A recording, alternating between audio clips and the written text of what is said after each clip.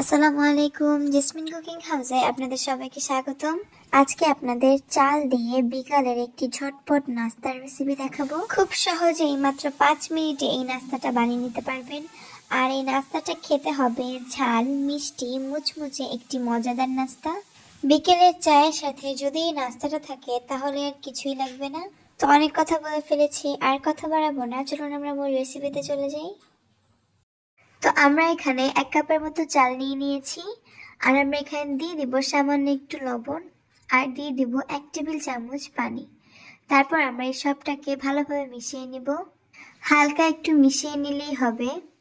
আমাদের চালগুলো ভালোভাবে মিশিয়ে নেওয়া শেষ। এখন আমরা এই চালগুলো ভেজে নিব।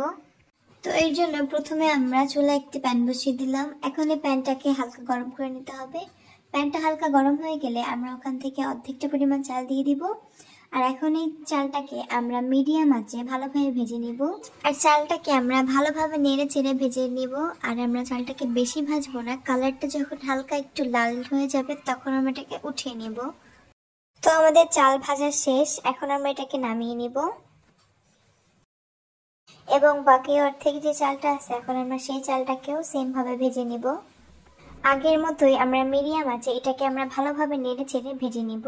আর এটা ভাজতে আপনার প্রায় 3 থেকে 4 মিনিট সময় লাগবে।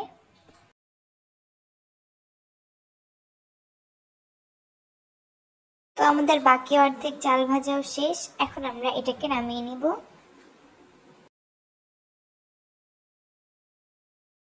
তারপর আমরা এই সেম তেলে দিয়ে দিব 2 টেবিল চামচ তেল। তেলটা হালকা গরম হয়ে গেলে এখানে দিয়ে দেব পেঁয়াজ এবং কাঁচামরিচ কুচি।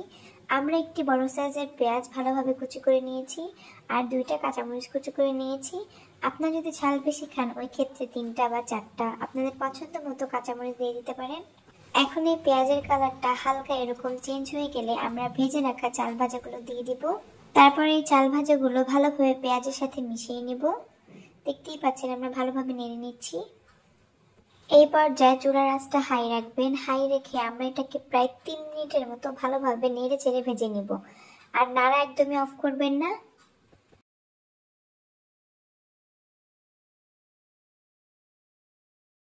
তো আমাদের 3 মিনিট ভাজা হয়ে গিয়েছে, এখন আমরা চুলাটাকে অফ করে দিব।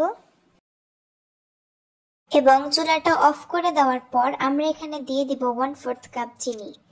আর অবশ্যই চুলা অফ করে দেওয়ার পর তারপরে চিনিটা দিবেন, তার আগে কিন্তু চিনি দিবেন না। এখন এই চিনিটা দিয়ে আমরা ভালোভাবে এই চাল ভাজার সাথে এটাকে মিশিয়ে নিব। আপনারা যে যতটুকু মিষ্টি খেতে পছন্দ করেন আপনারা সেই অনুযায়ী চিনি দিবেন। বাট আমার মতে 1/4 কাপ চিনি হচ্ছে ভালো হয় আর কি, দিলে একদম পারফেক্ট হয় টেস্টটা। এখন আমরা এটাকে 2 মিনিটের মতো ভালোভাবে নেড়ে চেড়ে আমরা এটাকে নামিয়ে নিব। তো আমরা এটাকে একটি বাটিতে ঢেলে নিয়েছি। আর এর মধ্যে কিন্তু আমাদের ঝটপট নাস্তা একদমই রেডি। এই চাল ভাজাটা খেতে কিন্তু অনেক বেশি মজা লাগে। আপনারা অবশ্যই এটা বাসায় একবার ট্রাই করবেন, আর আমাকে কমেন্ট করে জানাবেন কেমন হয়েছে। তো আজকে আমাদের রান্না এই পর্যন্তই। আবার দেখা হবে সামনে নতুন কোনো রেসিপি নিয়ে। তো সবাই ভালো থাকবেন, সুস্থ থাকবেন এবং আমাদের জন্য দোয়া করবেন। আর যারা যারা আমাদের চ্যানেলে নতুন তারা অবশ্যই আমাদের চ্যানেলটাকে সাবস্ক্রাইব করবেন এবং লাইক কমেন্ট শেয়ার করে আমাদের পাশে থাকবেন। তো আজকে এই পর্যন্তই। আল্লাহ হাফেজ।